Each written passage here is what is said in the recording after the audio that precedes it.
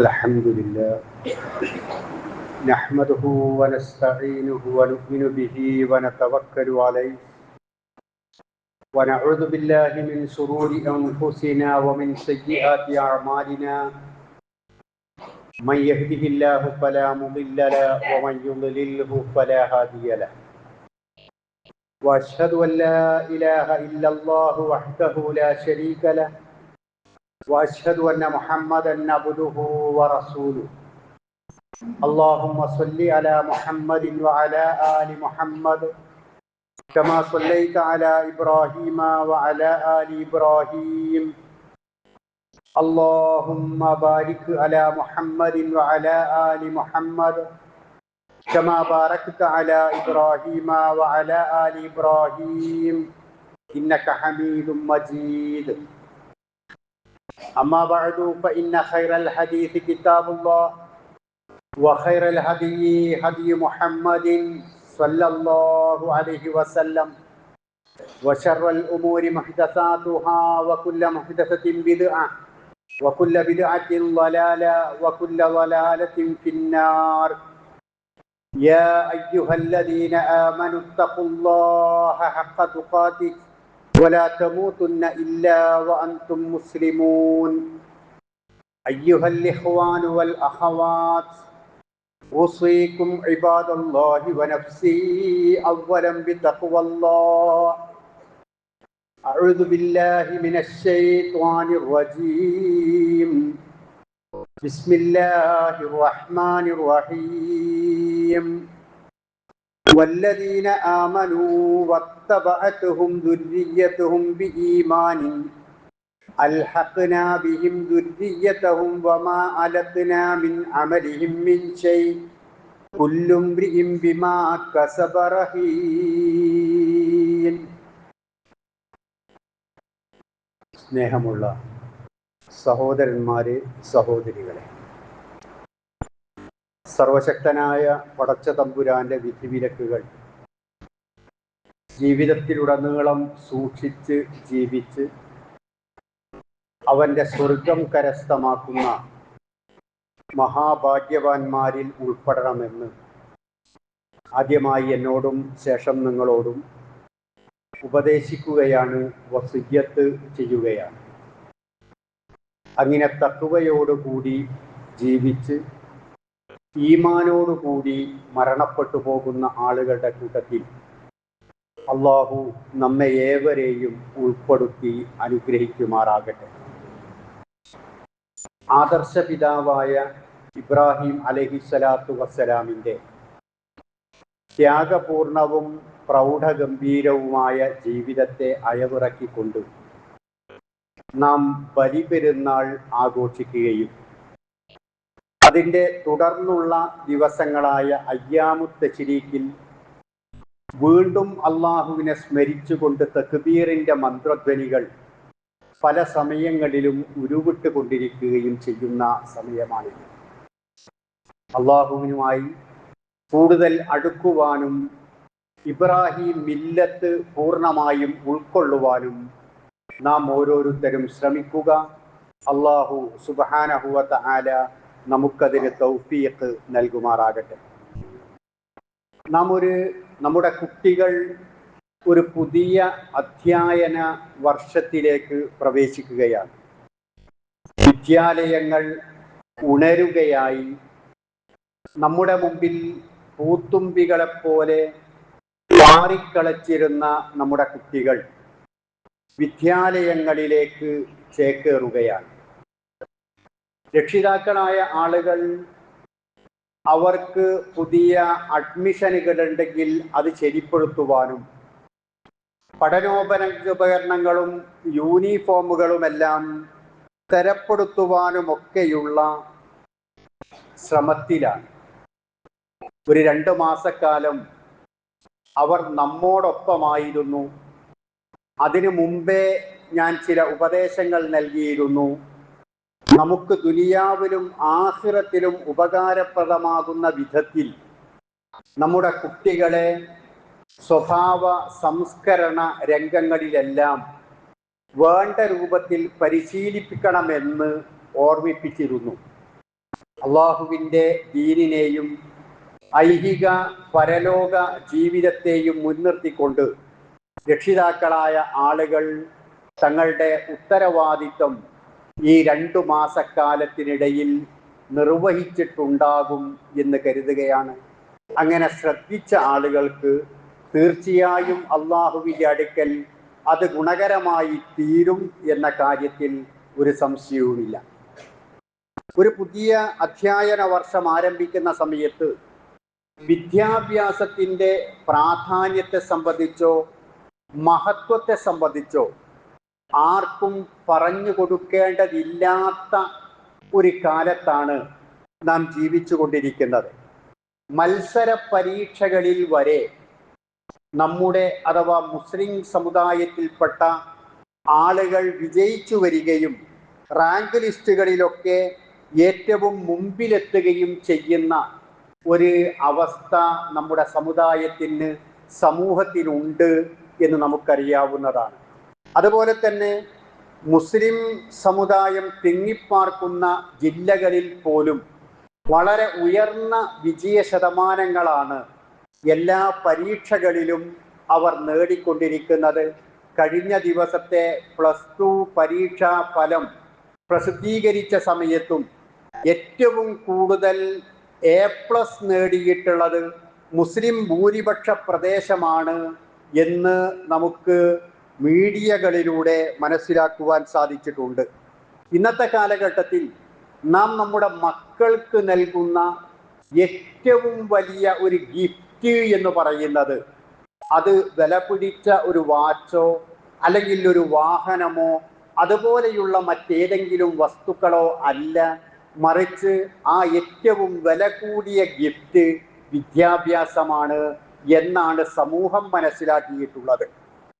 അതുകൊണ്ട് തന്നെ അവരുടെ പഠന കാലഘട്ടത്തിൻ്റെ ആരംഭം തൊട്ടേ ഏറ്റവും നല്ല വിദ്യാഭ്യാസ സ്ഥാപനങ്ങളിൽ അവരെ ചേർക്കേണ്ടതുണ്ടെന്നും പഠിക്കുവാൻ വേണ്ടി വളരെ കാര്യമായും ശ്രദ്ധിക്കേണ്ടതുണ്ട് എന്നും രക്ഷിതാക്കൾ എല്ലാവരും തിരിച്ചറിഞ്ഞിട്ടുള്ള ഒരു കാലവുമാണിത്. വിദ്യാഭ്യാസത്തിന് പഠനത്തിന് ഒരു പ്രത്യേക കാലമില്ല. ഔപചാരികമായ വിദ്യാഭ്യാസം എന്നത് അത് പാഠശാലകളിലും കോളേജുകളിലുമെല്ലാം വെച്ചുകൊണ്ട് ഗുരുമുഖത്ത് നിന്ന് നേടുന്നതാണ് എങ്കിലും അനൗപചാരികമായ വിദ്യാഭ്യാസം അത് വിവിധ മാർഗങ്ങളിലൂടെ ജീവിതാന്ത്യം വരെ മനുഷ്യൻ നിലനിർത്തിക്കൊണ്ടു പോകുന്ന കാര്യമാണ്. അതിന് പ്രത്യേകിച്ചൊരു കാലമില്ല. ലൈഫ് ലോങ് ലേണിംഗ്, ജീവിതം മുഴുവനായും കൊണ്ട് അവർ ഈ വിദ്യ നേടിക്കൊണ്ടിരിക്കുന്ന ഒരു അവസ്ഥയാണ് ഇന്ന് സമൂഹത്തിലുള്ളത്. അതിനുള്ള പല മാർഗങ്ങളും വഴികളും നമ്മുടെ മുമ്പിൽ തുറന്നു കിടക്കുകയും ചെയ്യുന്നുണ്ട്. അതുപോലെ തന്നെ വിദ്യാഭ്യാസത്തിന് വ്യക്തമായ ലക്ഷ്യവും മാർഗവുമുണ്ട്. എവിടെയെങ്കിലും പോയി എന്തെങ്കിലും പഠിക്കുക എന്നോ ഏതെങ്കിലും രൂപത്തിൽ അത് വിനിയോഗിക്കുക എന്നോ അല്ല, വ്യക്തമായ ലക്ഷ്യത്തോട് കൂടിയിട്ടാണ്, മാർഗനിർദ്ദേശങ്ങളോട് കൂടിയിട്ടാണ് നമ്മുടെ ഭൗതിക വിദ്യാലയങ്ങളും അതുപോലെ മതവിദ്യാലയങ്ങളുമെല്ലാം പ്രവർത്തിച്ചു പോരുന്നത്.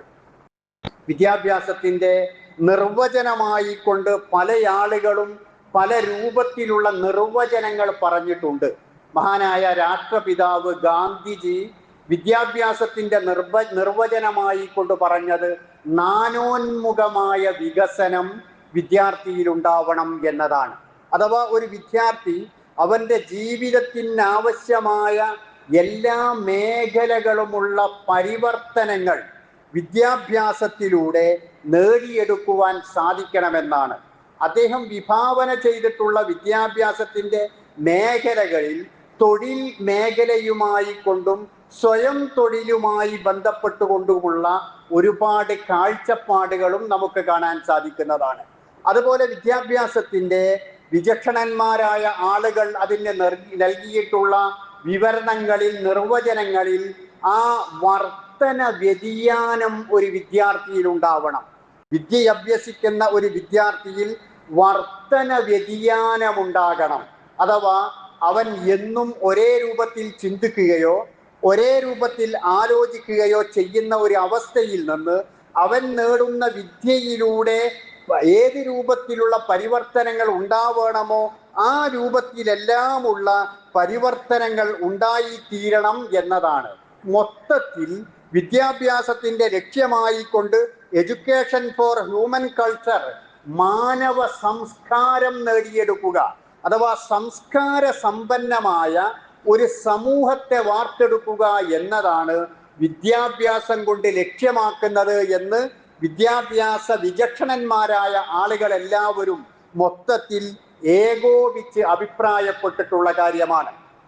നാം പറയുന്ന ആ പദം തന്നെ വിദ്യാഭ്യാസം എന്ന് പറയുന്നത് വിദ്യ നേടുക എന്നല്ല, വിദ്യ പ്ലസ് അഭ്യാസം. അഭ്യാസം എന്ന് പറഞ്ഞാൽ നേടുക എന്നല്ല, അഭ്യാസം എന്ന് പറഞ്ഞാൽ അത് പ്രാക്ടീസ് ചെയ്യുക എന്നാണ്. ഇംഗ്ലീഷിൽ പറയുമ്പോൾ പ്രാക്ടീസ്, അത് പ്രാക്ടീസ് ചെയ്യുക, ജീവിതത്തിൽ അത് എങ്ങനെയാണോ വിനിയോഗിക്കേണ്ടത് ആ രൂപത്തിൽ വിനിയോഗിക്കുക എന്നതാണ് വിദ്യാ അഭ്യാസം എന്ന് പറയുന്നത്. അങ്ങനെ അത് വിനിയോഗിക്കുവാൻ അവന് സാധിക്കുമാറാകുന്ന വിധത്തിലുള്ള ഒരു വിദ്യാഭ്യാസ രീതിയാണ് ഭൗതികമായും മതപരമായുമെല്ലാം നമ്മുടെ നാട്ടിൽ നിലനിൽക്കേണ്ടതും നടപ്പിൽ വരുത്തേണ്ടതും എന്ന് നമുക്ക് ഉൾക്കൊള്ളുവാൻ സാധിക്കുന്നതാണ്. യഥാർത്ഥത്തിൽ വിദ്യാഭ്യാസം എന്ന് പറയുന്നത് ഒരു തേനീച്ചയെ പോലെയാണ് എന്നാണ്. വിവിധ പ്രദേശങ്ങളിലൂടെ പൂക്കളിലൂടെ സഞ്ചരിച്ചുകൊണ്ട് പൂമ്പൊടികൾ ശേഖരിക്കുകയും എന്നിട്ട് അതിനെ മധുവാക്കി മാറ്റുകയും ചെയ്യുന്ന അത്ഭുതകരമായ ഒരു പ്രവർത്തനമാണ് തേനീച്ച നിർവഹിച്ചു കൊണ്ടിരിക്കുന്നത്. തേനീച്ച ശേഖരിക്കുന്നത് തേനല്ല, പൂവുകളിൽ നിന്ന് പൂമ്പൊടിയാണ്, മധുവാണ് അത് ശേഖരിക്കുന്നത്. അത് തേനായി മാറുവാൻ ഒരുപാട് പ്രവർത്തനങ്ങൾ തേനീച്ച നിർവഹിക്കുന്നുണ്ട്. ആ പൂമ്പൊടികൾ കാറ്റിൻ്റെ നേരെ അഭിമുഖമായി പിടിക്കുകയും അതിലെ ജലാംശം വറ്റിച്ചു കളയുവാൻ വേണ്ടി അത് ശ്രമിക്കുകയും ചെയ്യും.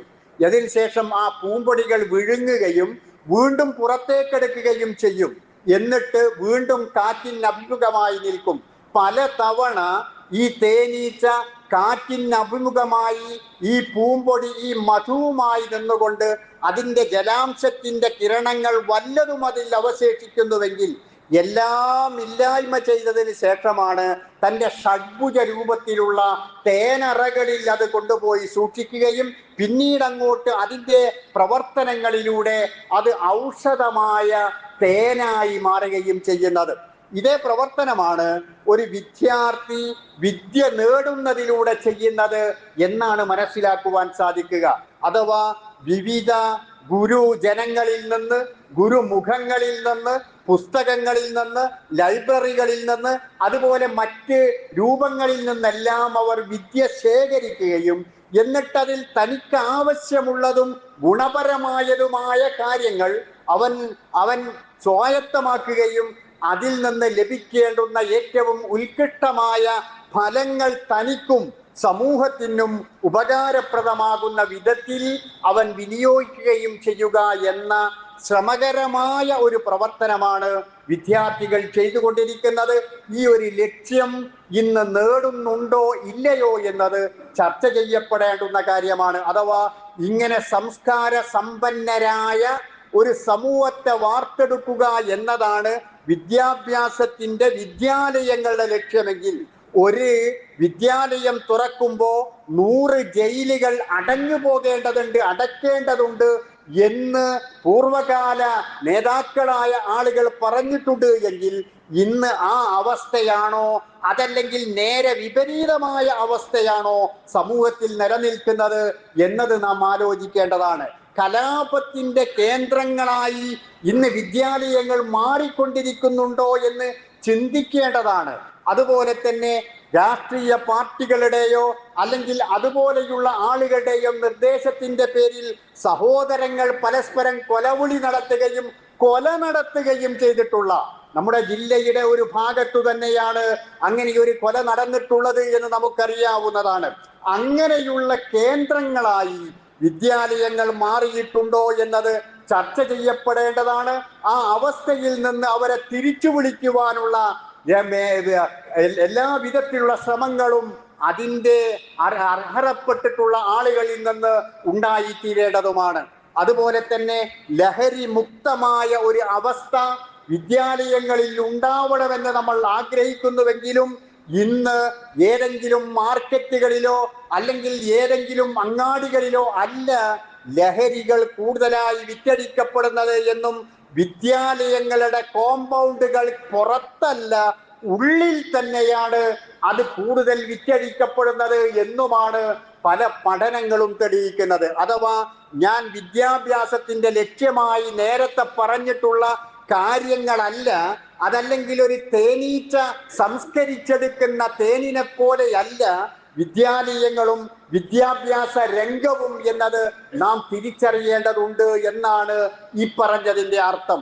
അതുകൊണ്ട് തന്നെ ഭാവിയെക്കുറിച്ച്, വിദ്യാർത്ഥികളുടെ മക്കളുടെ ഭാവിയെക്കുറിച്ച് ആലോചിക്കുന്ന രക്ഷിതാക്കൾക്ക് ഈ അന്തരീക്ഷം എങ്ങനെയാണെന്ന് മനസ്സിലാക്കുകയും അവിടെ തങ്ങളുടെ മക്കൾ തങ്ങൾക്ക് നഷ്ടപ്പെട്ടു പോകാതിരിക്കാൻ വേണ്ടി അവരെ എങ്ങനെ ശ്രദ്ധിക്കണമോ ആ രൂപത്തിൽ വീട്ടിലും നാട്ടിലും കുടുംബത്തിലും വിദ്യാലയങ്ങളിലുമെല്ലാം ശ്രദ്ധിച്ചുകൊണ്ട് മുന്നോട്ട് പോവുകയും ചെയ്യേണ്ടതുണ്ട് എന്നാണ് സൂചിപ്പിച്ചിട്ടുള്ളത്.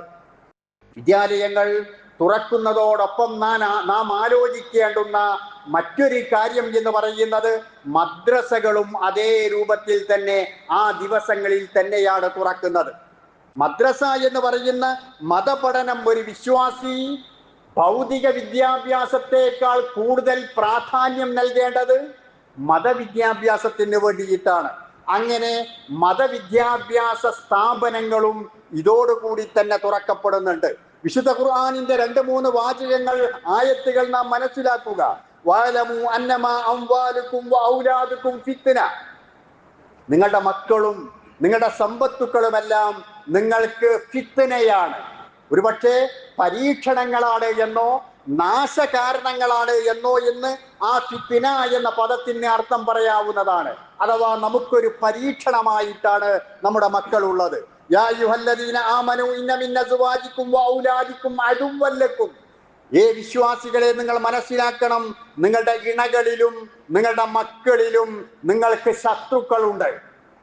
അതുപോലെ വിശുദ്ധ പ്രവാചകൻ സല്ലല്ലാഹു അലൈഹി വസല്ലം പറഞ്ഞു, കുല്ലു മൗലൂദിൻ യൂലദു അലൽ ഫിത്ര ഫഅബവാഹു യുഹബ്ബിദാനിഹി ഔ യുനസ്സിറാനിഹി ഔ യുമജ്ജിസാനിഹി.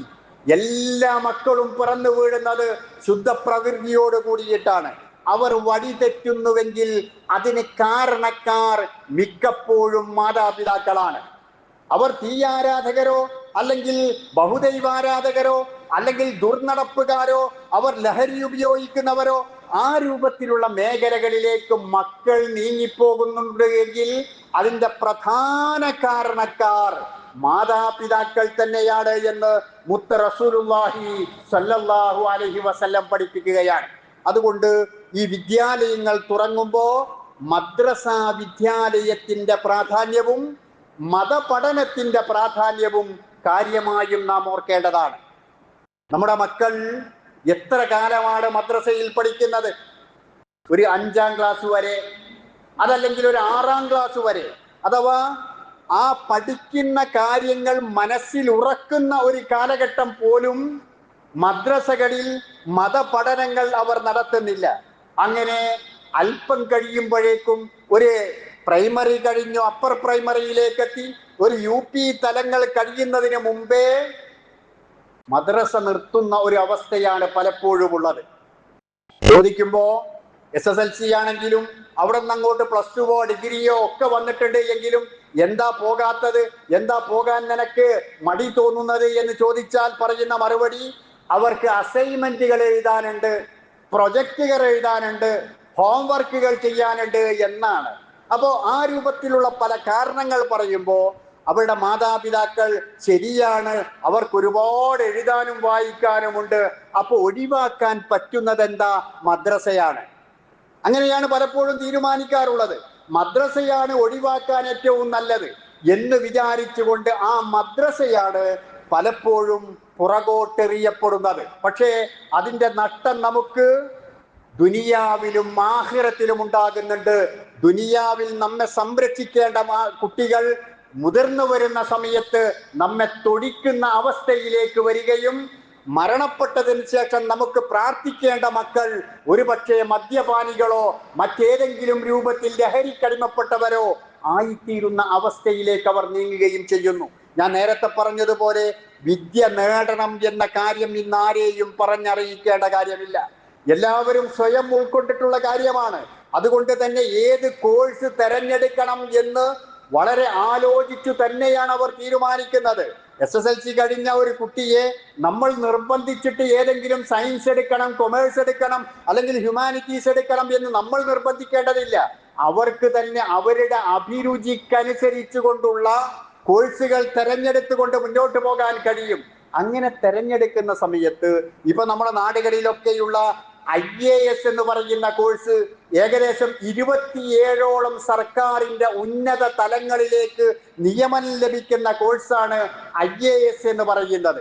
ആ IAS കോഴ്സിന് ചേർന്നിട്ടുള്ള ആളുകൾ അതിന്റെ പ്രിലിമിനറി പരീക്ഷ പാസ്സായി, രണ്ടാമതായി അതിന്റെ മെയിൻ പരീക്ഷ പാസ്സായി, മൂന്നാമതായി അതിന്റെ ഇന്റർവ്യൂ കടന്നു വരികയാണ്. ആ ഇന്റർവ്യൂ കടന്നു വരുമ്പോ ലോകത്തുള്ള എന്തൊരു ചോദ്യവും അവനോട് ചോദിക്കാം. അതിന്റെ പ്രിലിമിനറിയും അതിന്റെ മെയിനും കഴിഞ്ഞ് ഇന്റർവ്യൂ നടക്കുന്ന സമയത്ത് ഏത് കാര്യവും, ആകാശത്തിന്റെ ചുവട്ടിലുള്ള ഏതൊരു ചോദ്യവും IAS-കാരനായ ആളോട് ഇന്റർവ്യൂ സമയത്ത് ചോദിക്കാം. അതിനേതിനും അവൻ ഉത്തരം പറയുന്നു. അത്രമാത്രം വിവരങ്ങളുടെ കോട്ടയാണ്, കൊട്ടാരമാണ് അവൻ. ശരിയാണ്. പക്ഷേ അങ്ങനെയൊക്കെ ആ ഒരു തസ്തികയിലേക്കും നമുക്ക് എത്താവുന്നതാണ്. എത്താൻ കഴിയുന്നിടത്തോളം അങ്ങനെ എത്തേണ്ടത് തന്നെയാണ്. സംശയമൊന്നുമുള്ള കാര്യമല്ല. സിവിൽ സർവീസ് മേഖലയിലാണ് ഇന്ന് നമ്മുടെ ആവശ്യം. സമുദായം വീണ്ടും വീണ്ടും കടന്നു ചെല്ലേണ്ടുന്ന ഒരു മേഖലയായി ഇന്നുള്ളത്. അതൊരു പ്രയാസകരമായ കാര്യവുമല്ല. അതിന് പറ്റുന്ന സമയങ്ങളിൽ ആദ്യ തലം തൊട്ട് തന്നെ അവർക്ക് കോച്ചിങ് കൊടുക്കുന്ന ഒരുപാട് സ്ഥാപനങ്ങളുണ്ട്, മികവുറ്റ സ്ഥാപനങ്ങളുണ്ട്. അതുകൊണ്ട് അത്തരത്തിലുള്ള മേഖലകളിലേക്കെല്ലാം കടന്നു വരികയും ചെയ്യേണ്ടതാണ് എന്നത് കട്ടായമായി നമുക്ക് പറയാവുന്നതാണ്. പക്ഷേ ഭൂമിക്ക് മുകളിലുള്ള ആകാശത്തിന്റെ ചുവട്ടിലുള്ള ഈ മുഴുവൻ ചോദ്യങ്ങൾക്കും ഉത്തരം പറയുന്ന ഈ IAS-കാരൻ മരണപ്പെട്ടു പോയാൽ അവർ നമ്മുടെ മകനാണ് എങ്കിൽ ഖബറിൽ വെച്ചുകൊണ്ട് മൻ റബ്ബുക എന്ന് ചോദിച്ചാൽ അവൻ ഉത്തരം പറയുമോ? അതാണ് നമ്മൾ ആലോചിക്കേണ്ടത്. മൻ നബിയുക എന്ന് ചോദിച്ചാൽ വമാ ദീനുക എന്ന് ചോദിക്കുന്ന സമയത്ത് അവിടെ തെറ്റാതെ മറുപടി പറയാൻ അവന് കഴിയുമോ എന്ന ആലോചന രക്ഷിതാക്കളായ ആളുകളുടെ അടുക്കൽ നമുക്കുണ്ടാകേണ്ടതാണ്. അതുണ്ടാവണമെങ്കിൽ നമ്മുടെ മദ്രസകൾ നിലനിൽക്കുകയും അവിടുത്തെ പഠനങ്ങൾക്ക് പ്രാധാന്യം നൽകുകയും അവിടെ പോകാൻ നമ്മൾ പ്രോത്സാഹനം നൽകുകയും അതിൻ്റെ എല്ലാ കാര്യങ്ങളിലും നമ്മൾ ഒപ്പം നിൽക്കുകയും വേണം. ഇപ്പൊ നമ്മൾ നമസ്കരിക്കുന്നുണ്ട്, അതുപോലെ നമ്മൾ ദീനീപരമായ ചിട്ടകളിൽ നിൽക്കുന്നുണ്ട്. ആ ഒരു ബോധം, ആ ഒരു സംസ്കാരം നമ്മളിൽ നിലനിൽക്കുന്നത് എന്തുകൊണ്ടാ? പണ്ട് കാലത്ത് മദ്രസയിൽ പോയത് കൊണ്ടാ. പണ്ട് കാലത്ത് നമ്മൾ മദ്രസകളിൽ പോയത് കൊണ്ടാണ്. അന്നത്തെ ഉസ്താദുമാരെ, പ്രായം ചെന്ന ആളുകൾ ഇപ്പോഴും അന്നത്തെ ഉസ്താദുമാരുടെ ശകാരവും അവരുടെ അടിയും ഒക്കെ മനസ്സിൽ പറയുന്നവരും ഓർക്കുന്നവരുമായിരിക്കും. അങ്ങനെയൊന്നുള്ള അവസ്ഥകൾ ഇന്നില്ല. ശിക്ഷിക്കുന്ന ആ രൂപം ഇന്നില്ല. എങ്കിൽ കൂടിയും പണ്ട് കാലത്തുണ്ടായിരുന്ന ആ പഠനത്തെയും മദ്രസ കാലഘട്ടത്തെയും പ്രായം ചെന്നവർ ഓർത്തെടുക്കുന്നുണ്ട്. ആ ഒരു ബോധത്തിൽ നിന്നാണ് ഇങ്ങനെ ഒരു സംസ്കാരത്തോടു കൂടി നമ്മൾ മുന്നോട്ട് പോകുന്നത്. പക്ഷേ ഇന്ന് വളർന്നു വരുന്ന തലമുറ ഈ ഒരു ബോധം അവരിൽ ഉണ്ടാകുമോ എന്നത് സംശയകരമാണ്. കാരണം അല്പകാലം മദ്രസകളിൽ പോകുന്ന കുട്ടികൾ തന്നെ അരമണിക്കൂർ അല്ലെങ്കിൽ 1 മണിക്കൂർ കൂടിയാൽ അത്രേ മദ്രസയിൽ പോകുന്നുള്ളൂ. മദ്രസ പഠനത്തിന്റെ സമയം. അപ്പോഴേക്ക് തന്നെ ഒരു ക്ലാസ്സിൽ 5ഓ 10ഓ കുട്ടികളുണ്ടെങ്കിൽ 3ഓ 4ഓ കുട്ടികൾക്ക് സ്കൂൾ ബസ്സുകൾ വേറെ വന്നിട്ടുണ്ടാകും. അതിൽ കയറ്റി വിടണം. ഇതിനെല്ലാം ഇടയിലൂടെ ഞെരുങ്ങി കഴിയുന്ന ഒരു അവസ്ഥയാണ് നമ്മുടെ സർവോപരി ലക്ഷ്യമാകേണ്ടുന്ന മദ്രസ പഠനത്തിന്റെ അവസ്ഥ. അതിശോചനീയമായ അവസ്ഥയാണ്. ഇങ്ങനെയാണ് എങ്കിൽ നമ്മൾ ദുനിയാവിലും ആഖിറത്തിലും ഇതിന്റെ അപകടം അനുഭവിക്കുക തന്നെ ചെയ്യും എന്ന് നമ്മൾ മനസ്സിലാക്കണം. അതുപോലെ തന്നെ നമ്മുടെ മദ്രസയിലെ സൗകര്യങ്ങൾ നോക്കൂ നിങ്ങൾ. വേണമെങ്കിൽ ഒരു 500ഓ 1000ഓ സ്ക്വയർ ഫീറ്റ് ഉള്ള സ്ഥലത്ത് എത്ര ക്ലാസ് റൂമുകൾ അവിടെ ഉണ്ടാകും? മദ്രസയിലുള്ള മുഴുവൻ ക്ലാസ് റൂമുകളും ഈ പറഞ്ഞ കുറഞ്ഞ സ്ക്വയർ ഫീറ്റിലായിരിക്കും.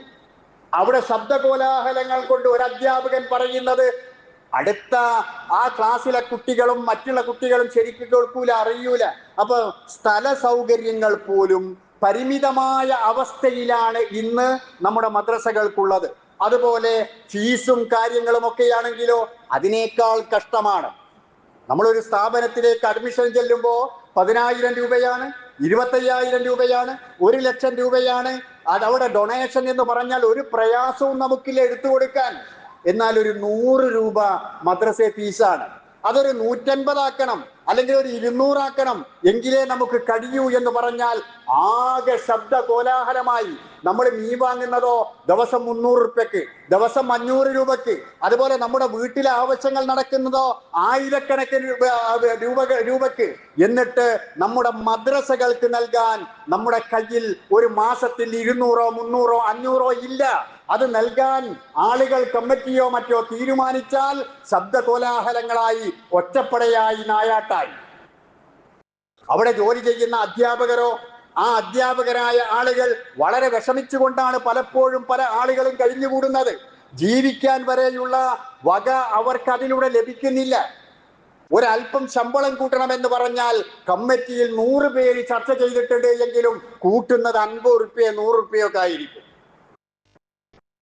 ഈ അവസ്ഥയാണ് ഇന്ന് മദ്രസക്കുള്ളത്, നമ്മുടെ ലക്ഷ്യമായ മതപഠനത്തിനുള്ളത്, നമ്മുടെ നാട്ടിലുള്ള മഹല്ലുകളിലുള്ള മദ്രസകൾക്കുള്ളത്.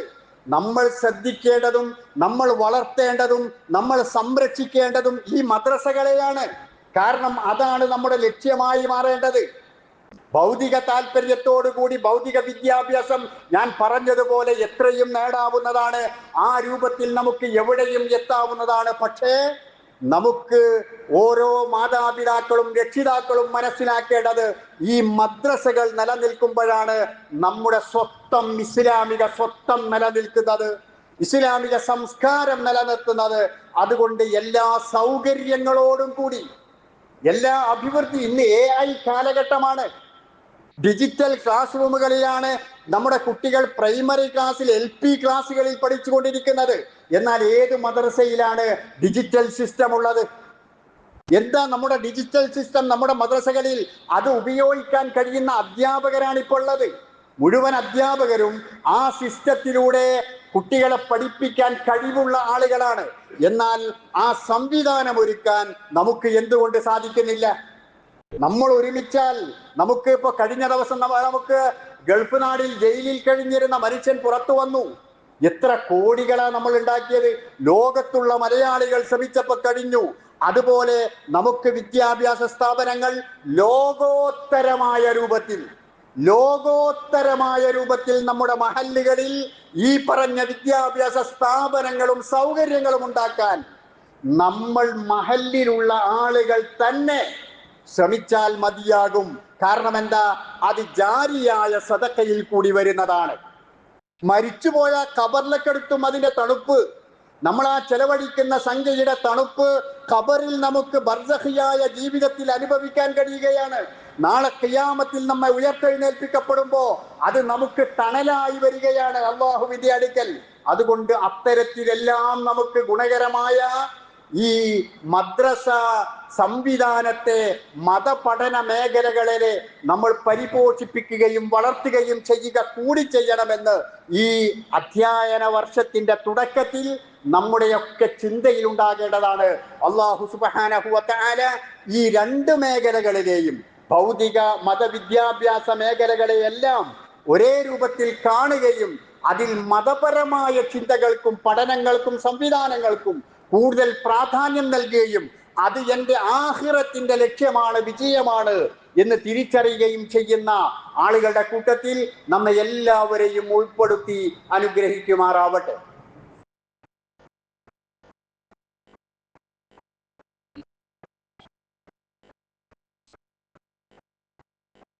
അൽഹംദുലില്ലാഹ് വസല്ലല്ലാഹു അലാ മുഹമ്മദ് സ്വലാത്തൻ തദൂ ബിഹി ഇലാ യൗമിൽ ഹിസാബ്. അയ്യുഹൽ ഇഖ്വാൻ വൽ അഖവാത്ത് ഊസികും ഇബാദല്ലാഹി വനഫ്സി സാനിയം ബിത്തഖ്വല്ലാഹ്. സഹോദരന്മാരെ, സഹോദരികളെ, അള്ളാഹുവിൻ്റെ വിധിവിലക്കുകൾ അനുസരിച്ചുകൊണ്ട് ജീവിക്കണമെന്ന് ഒരിക്കൽ കൂടി എന്നോടെന്ന പോലെ നിങ്ങളെയും ഉപദേശിക്കുകയാണ്, ഉണർത്തുകയാണ്. അധ്യയന വർഷം ആരംഭിക്കുമ്പോൾ നമ്മളിൽ ഉണ്ടാകേണ്ടുന്ന ആലോചന, ചിന്തയെക്കുറിച്ചാണ് ശ്രദ്ധയിൽപ്പെടുത്തിയിട്ടുള്ളത്. എപ്പോഴും അള്ളാഹുവിനെ കുറിച്ചുള്ള ഒരു ഓർമ്മ മനസ്സിൽ നിലനിൽക്കുക എന്നത് അതിപ്രധാനമാണ്. അത് മുതിർന്നവരായിരുന്നാലും കുട്ടികളായിരുന്നാലും ഒക്കെ. ലുഖ്മാൻ അലൈഹി സ്വലാത്തു വസ്സലാം ഉപദേശിച്ച ഉപദേശങ്ങളിൽ ഒന്ന്, യാ ബുനയ്യ ഇന്നഹാ ഇൻ തകു മിസ്കാല ഹബ്ബത്തിൻ മിൻ ഖർദലി ഫതകും ഫീ സഖറത്തിൻ ഔ ഫീ സമാവാതി ഔ ഫിൽ അർളി യഅതി ബിഹ അല്ലാഹ്. മോനെ, നീ ചെയ്യുന്ന പ്രവൃത്തി എവിടെയായിരുന്നാലും, പാറക്കൂട്ടങ്ങൾക്കിടയിലോ ആകാശഭൂമികളിൽ എവിടെയായിരുന്നാലും യഅതി ബിഹ അല്ലാഹ്, അള്ളാഹു അതിനെ കൊണ്ടുവരും നാളെ അള്ളാഹിന്റെ അടുക്കൽ. ഈ ഒരു ബോധം മനസ്സിലേക്ക് നടക്കാൻ കഴിഞ്ഞാൽ ആ കുട്ടിയെ നമുക്ക് തമിഴ്നാട്ടിലോ കർണാടകയിലോ യു പിയിലോ ഡൽഹിയിലോ എവിടെ ഏത് സ്ഥലത്ത് പഠിക്കാൻ വിടണമെങ്കിലും വിടാം. ഇന്ന് ദൂരസ്ഥലങ്ങളിൽ പഠിക്കുന്ന കുട്ടികളെ സംബന്ധിച്ചുള്ള പല പഠനങ്ങളും നടക്കുന്നുണ്ട്. ഞാനത് വിശദീകരിക്കുന്നില്ല. വളരെ മോശമായ രൂപത്തിലാണ് ആ പഠനങ്ങൾ നമുക്ക് വെളിച്ചത്ത് കൊണ്ടുവന്നിട്ടുള്ള പല കാര്യങ്ങളും. എന്നാൽ ഈ ഒരു ബോധം മനസ്സിലുണ്ടാക്കിയാൽ നമ്മുടെ മക്കളെ, ആൺകുട്ടികളാകട്ടെ പെൺകുട്ടികളാകട്ടെ, എവിടെയും അവരെ പഠിക്കാൻ വേണ്ടി വിടാം, ഏത് ദേശത്തും. കാരണം അള്ളാഹുവിനെ കുറിച്ചുള്ള ഒരു ബോധം, ആ ഒരു ബോധമാണ് മതപഠനം നൽകുന്നത്. ഭൗതിക പഠനം ഇപ്പോൾ H2O, 2 ഹൈഡ്രജൻ ആറ്റവും ഒരു ഓക്സിജൻ ആറ്റവും, അത് ചേർന്നാൽ വെള്ളമുണ്ടാകും എന്നത് അതിൻ്റെ രാസവാക്യമാണ്. ആ രാസഘടന അവർ മനസ്സിലാക്കുന്നു. പക്ഷേ ആ രാസഘടനയോടുകൂടി വെള്ളമുണ്ടായാൽ അത് എന്ത് ചെയ്യണം, അതവിടെ പഠിപ്പിക്കപ്പെടുന്നില്ല. അത് കുടിക്കാൻ ഉപയോഗിക്കണം, ദാഹിക്കുന്നവന് നൽകണം. അത് നല്ലത് പട്ടിയായിരുന്നാൽ പോലും, ഒരു മൃഗമായിരുന്നാൽ പോലും അത് കൊടുക്കുന്നത് പുണ്യമാണ്. അത് പഠിപ്പിക്കപ്പെടുമ്പോൾ അതിൻ്റെ ധാർമ്മിക വശം, മതപരമായ വശവും കൂടിയാവും. ഒരു പഴമെടുത്ത്, ഒരു ആപ്പിൾ എടുത്തുകൊണ്ട് ലബോറട്ടറിയിൽ വെച്ചുകൊണ്ട് പരിശോധിച്ചാൽ എത്ര വൈറ്റമിനുകളുണ്ട്, പ്രോട്ടീനുകളുണ്ട് എന്ന് മനസ്സിലാക്കാൻ കഴിയും. പക്ഷെ അത് വിശക്കുന്നവന് ഊട്ടാനുള്ളതാണ് എന്ന് മനസ്സിലാക്കുമ്പോൾ അതിൻ്റെ ധാർമ്മിക വശവും കൂടിയാവുന്നതാണ്. അപ്പോൾ ഈ 2 വശങ്ങളും കൂടി ഒരുമിച്ച് ചേരുമ്പോൾ അവിടെ ഏറ്റവും നല്ല ഒരു ഉൽപ്പന്നമാണ് ഉണ്ടായിത്തീരുന്നത്. സംസ്കാരപൂർണനായ ഒരു വിദ്യാർത്ഥി ഉണ്ടായിത്തീരുന്നു. അതിനാണ് നാം ശ്രമിക്കേണ്ടത്, അതിനാണ് നാം പണിയെടുക്കേണ്ടത്. അങ്ങനെയുണ്ടാകുമ്പോൾ അള്ളാഹുവിനെ കുറിച്ചുള്ള ബോധമുള്ള, പരലോകത്തെക്കുറിച്ച് ചിന്തയുള്ള, സ്വർഗം ലഭിക്കണമെന്ന ആഗ്രഹമുള്ള തലമുറ വളർന്നു വരും. ആ രൂപത്തിൽ നാം ചിന്തിക്കുക. അല്ലാഹു സുബ്ഹാനഹു വ തആല നമുക്കതിന് തൗഫീഖ് നൽകുമാറാകട്ടെ. സർവാധി നാഥനായ തമ്പുരാനെ, ഉപകാരപ്രദമായ ഇൽമ് നേടുകയും അത് നല്ല രൂപത്തിൽ വിനിയോഗിക്കുകയും ചെയ്യുന്ന ആളുകളുടെ കൂട്ടത്തിൽ ഞങ്ങളെയും ഞങ്ങളുടെ മക്കളെയും എല്ലാം നീ തൗഫീഖ് നൽകി അനുഗ്രഹിക്കണമേ തമ്പുരാനെ. അള്ളാഹുവെ, ഏറ്റവും നല്ല വിദ്യാഭ്യാസം നേടി അള്ളാഹുവിനെക്കുറിച്ചും പരലോകത്തെക്കുറിച്ചും ഓർമ്മയുള്ളവരായി ജീവിക്കുന്നവരുടെ കൂട്ടത്തിൽ ഞങ്ങളുടെ മക്കളെയും നീ ഉൾപ്പെടുത്തണമേ തമ്പുരാനെ. ചെയ്തു പോയ തെറ്റുകുറ്റങ്ങൾ ഞങ്ങൾക്കെല്ലാവർക്കും നീ പുറത്തു തരണമേ റഹ്മാനെ. ഈമാനോടുകൂടി ജീവിക്കുവാനും അങ്ങനെ തന്നെ മരണപ്പെട്ടു പോകുവാനുമുള്ള ഭാഗ്യം ഞങ്ങൾക്കെല്ലാവർക്കും നീ നൽകണമേ റഹ്മാനെ. അള്ളാഹുവെ, മാനസികമായ പ്രയാസങ്ങൾ അനുഭവിക്കുന്ന ആളുകൾക്ക്, ശാരീരികമായ ബുദ്ധിമുട്ടുകൾ അനുഭവിക്കുന്ന ആളുകൾക്ക്, രോഗത്തിൻ്റെ പ്രയാസങ്ങൾ അനുഭവിക്കുന്ന ആളുകൾക്ക് നീ ആശ്വാസവും ശമനവും നൽകി അനുഗ്രഹിക്കണമേ റഹ്മാനെ. اللهم اغفر للمؤمنين والمؤمنات المسلمين والمسلمات الأحياء منهم والأموات إنك مجيب الدعوات يا قاضي الحاجات. ربنا آتنا في الدنيا حسنة وفي الآخرة حسنة وقنا عذاب النار.